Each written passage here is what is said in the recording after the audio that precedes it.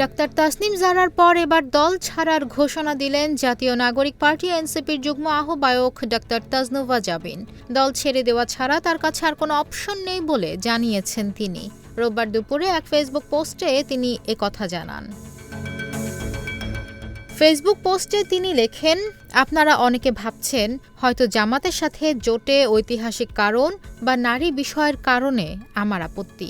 এর চেয়েও ভয়ঙ্কর যে কারণ সেটা হলো যে প্রক্রিয়ায় এটা হয়েছে। এটাকে রাজনৈতিক কৌশল, নির্বাচনী জোট ইত্যাদি লেভেল দেওয়া হচ্ছে। আমি বলবো এটা পরিকল্পিত, এটাকে সাজিয়ে এ পর্যন্ত আনা হয়েছে।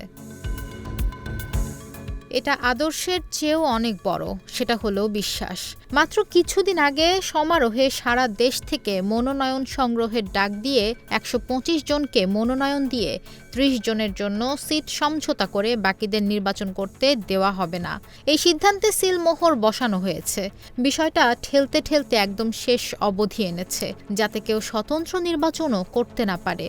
আগামীকাল মনোনয়ন জমা দেওয়ার শেষ তারিখ। আমার অবশ্য এই মুহূর্তে স্বতন্ত্র নির্বাচন করার ইচ্ছা নাই। পুরো অগোছালো করে চোখের পলকে ডিসওন করে দিয়েছে। বিভিন্ন পত্রিকায় নানান খবর প্রকাশিত হচ্ছে। আমি মনোনয়ন হারানোর ভয়ে জোটের বিরোধিতা করছি। আমি কিছুদিন আগে লিখেও ছিলাম, আমার আসনে নেগোসিয়েশন হলে আমি নির্বাচন করব না, যত কঠিন প্রতিপক্ষ হোক আমি ফাইট দেব। দিল না। তাদের গোষ্ঠীর ভাইরা তাদের পক্ষে দিস্তায় দিস্তায় লিখে ভরায় ফেলছে কেন আর কিভাবে এই জোট। কিন্তু কোনো জেনারেল ইসি মিটিংয়ের সিদ্ধান্ত এরকম ছিল না জোট হলে বাকি আসনে প্রার্থীকে বসে যেতে হবে। আবার বাকি আসনগুলোতে জামাতের হয়ে নির্বাচনী প্রচারণা করতে হবে। জামাতের সাথে চরমোনাই পীরের ৭০টা আসনে সমঝোতা হচ্ছে, আর গণ অভ্যুত্থান থেকে জন্ম নেওয়া দলের ৩০টা আসনে। দল ছেড়ে দেওয়া ছাড়া সামনে আর কোনো সম্মানজনক অপশন নেই জানিয়ে এনসিপির এই নেত্রী লেখেন, এনসিপি শুরু থেকে যে গণপরিষদ, সেকেন্ড রিপাবলিক, মধ্যপন্থার, নারী, বিভিন্ন জাতিসত্তাকে নিয়ে রাজনীতি করার কথা বলছে, সেটা ধারণ করে যে কয়জন পার্টিতে ছিল তাদের মধ্যে আমি একজন। এই পার্টির একজন ফাউন্ডার মেম্বার আমি। স্বাভাবিকভাবেই ভীষণ মন খারাপ, কিন্তু এই দল ছেড়ে দেওয়া ছাড়া আমার সামনে আর কোনো সম্মানজনক অপশন নাই। দলের খারাপ সময়ে দল ছেড়ে দিয়ে অরাজনৈতিক, অপরিপক্কতার পরিচয় ইত্যাদি বয়ান দিবে অনেকে। Just bullshit. শুধু এটুকু বলি, আমি বহিরাগত ওখানে। আমাকে প্রতারিত করলে মেক সেন্স, কিন্তু এক শীর্ষ নেতা আরেক শীর্ষ নেতার সাথে যে মাইনাসের রাজনীতি করে ওখানে, সেটা ভয়ঙ্কর। এরা নিজেদের মধ্যে রাজনীতি করতে এত ব্যস্ত, এরা কখনো দেশের জন্য নতুন একটা মধ্যপন্থার বাংলাদেশপন্থী রাজনীতি করতে পারবে না।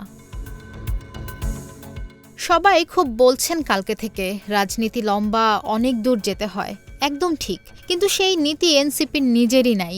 নেতারা বিতর্কের পর বিতর্ক জন্ম দিয়ে সেটাকে বিপ্লব নাম দিয়েছে, আর আমাদের মতো যারা আসলেই এনসিপির নীতি ধারণ করেছি তাদের আবেগী লেবেল দেওয়া হয়েছে। ২৮ ফেব্রুয়ারি ঘোষণাপত্র থেকে শুরু করে সবশেষ ডেইলি স্টারের ডিবেটে বলা কথা শীর্ষ নেতারা কতটুকু ধারণ করে সময় মতো মিলিয়ে নিয়েন। ওই পুরনো ফাঁকা বলে রাজনীতি করতে হলে পুরনো দলই করতাম, নতুন কেন? এবার আবারও আসি জামাতের সাথে জোট প্রসঙ্গে। এনসিপি স্বতন্ত্র স্বকীয়তা নিয়ে দাঁড়িয়ে গেলে যে কারোর সাথে রাজনৈতিক জোটে অসুবিধা ছিল না, সেটা ৫ বছর পরে হতো। ঠিক প্রথম নির্বাচনেই কেন? কিন্তু আর সব অপশনকে ধীরে ধীরে রাজনীতি করে বাদ দেওয়া হয়েছে, যাতে জামাতের সাথে জোট ছাড়া কোনো উপায় না থাকে। সুনিপুণভাবে এখানে এনে অনেককে জিম্মি করা হয়েছে। যাই হোক, এটা কোনো রাজনৈতিক কৌশল না, এটাই পরিকল্পনা।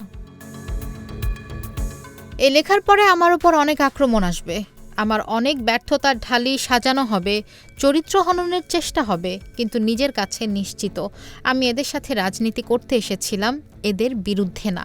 আমার আজকে মনোনয়ন জমা দেওয়ার জন্য দৌড়ঝাঁপ করার কথা, আর আমি এখানে বসে এসব লিখছি। জোট নাকি হবে ১.৫ মাসের, তারপর তারা মধ্যপন্থায় ব্যাক বাউন্স করবে। ট্রু, ব্যাক করে আবার দ্বিচারিতা ভণ্ডামি শুরু করবে।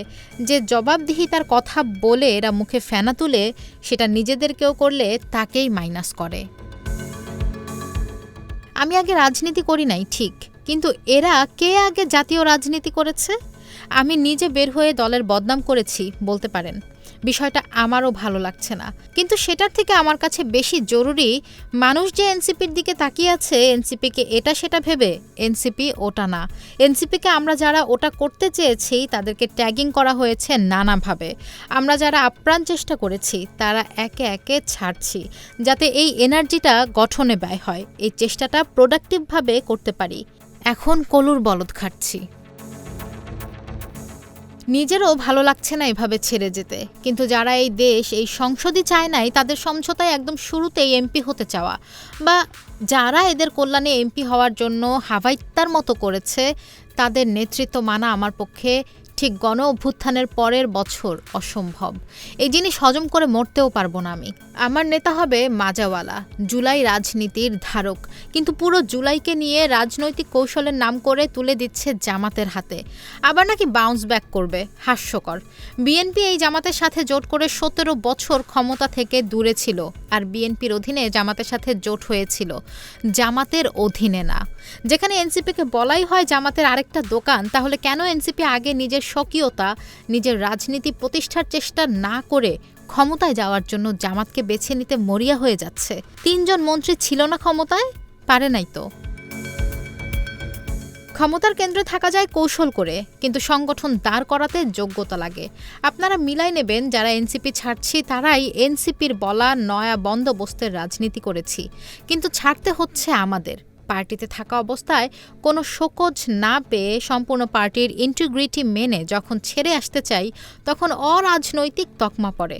আপনারা এটাও মিলায় দেখেন, গত কয়েক মাসে কোন কোন নেতা কত অসংখ্যবার পার্টির ইন্টিগ্রিটি ভেঙে বক্তব্য দিয়েছে, বিভিন্ন কাজ করেছে, কিন্তু তারা মিলিয়ন ফলোয়ারওয়ালা গণ অভ্যুত্থানের নেতা, তাই তারা নির্বাচনী জোটের নামে বাকিদের নির্বাচন করার অধিকার কেড়ে নিয়ে এমপি হতে পারেন, আর আমরা পদত্যাগও করতে পারবো না। সেটাকে অপরাধ হিসেবে দেখা হবে। নির্বাচন কেন্দ্র করে প্রচুর পজিটিভ পিআর হবে এই সকল নেতাদের ঘিরে, কিন্তু আমি নিশ্চিত এরা নয়া বন্দোবস্ত না, এরা মধ্যপন্থার রাজনীতি না।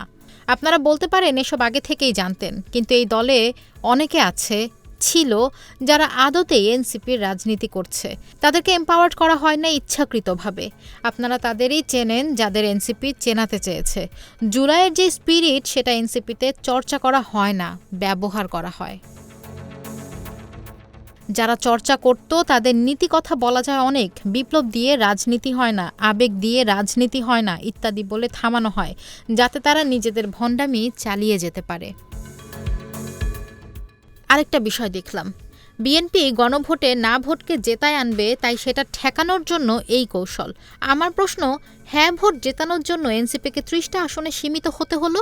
যে লিস্ট ঘুরছে তাদের 60 থেকে 70% রাজনৈতিক ব্যাকগ্রাউন্ড দেখেন, আমার চেয়ে ভালো জানবেন। এরপরও এনসিপির জোর করে চেপে বসে থাকা নেতাদের মধ্যে যদি এনসিপির রাজনীতি নিয়ে পরিকল্পনা, রাজনৈতিক দূরদর্শিতা দেখতাম, জবাবদিহিতা পেতাম, তাহলে আমি আরও চেষ্টা করতাম টিকে থাকার। এখন সময় নষ্ট না করি আর।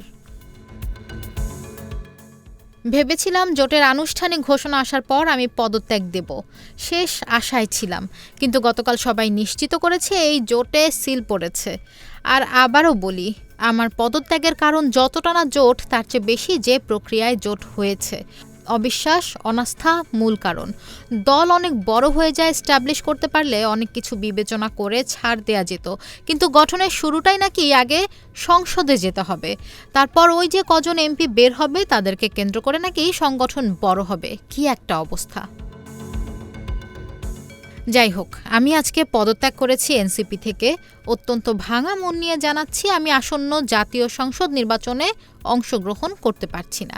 সবচেয়ে কষ্ট লাগছে আজকেই আম্মু চট্টগ্রাম থেকে আসছে আমার নির্বাচন করা উপলক্ষে, আর আজকেই আমি এই সিদ্ধান্ত নিতে বাধ্য হলাম। আমি জানি অনেকে ভীষণ কষ্ট পেয়েছেন আমার এই সিদ্ধান্তে, কিন্তু এটাই আমার জন্য সঠিক। এখানে ন্যূনতম আশা থাকলে আমি আমার আত্মসম্মান বোধকেও বোধহয় ডাউট অফ বেনিফিট দিতাম। আমি আপনাদের পাঠানো ডোনেশন ফেরত দেব এক এক করে, আমাকে একটু সময় দেবেন।